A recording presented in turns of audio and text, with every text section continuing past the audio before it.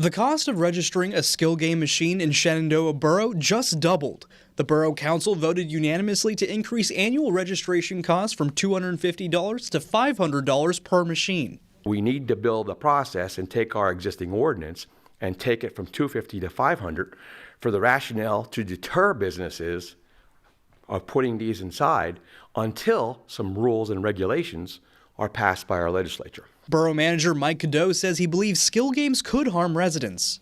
They're technically, in my opinion, gambling machines.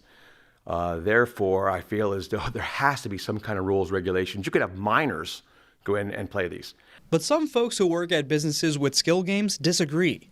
I honestly don't think it's gambling. I grew up in the 90s. We always had those touchscreen games that you're putting quarters into play, and guess what? You didn't get money back for those, and they were just to sit there and play. Keith Barnes, who works at Puff's Discount, says having the skill games helps business.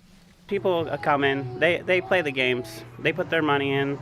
The money comes back into the store. We project more stuff and goods for the community. Some say the doubling of registration costs is a trend in the Shenandoah area. If you had rent like 10 years ago, it might have been $600. Now it's $12. With this, it's also $250 jumping to $500. So everything doubles.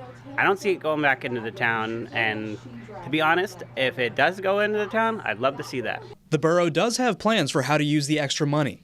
We're going to use the skill games to help us upkeep our recreation areas, such as parks, playgrounds. It's going to help us put new swings up. It's going to help us do an awful lot of stuff. Folks will have to pay their $500 registration fee starting February 1st.